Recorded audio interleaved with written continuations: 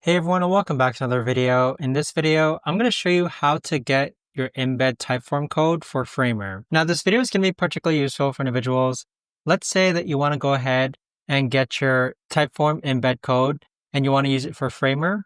How do you actually go ahead about doing so?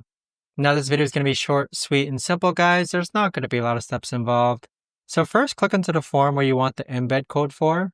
Then click on Share, and then on the left-hand side, you want to go ahead and click on Embed on a web page.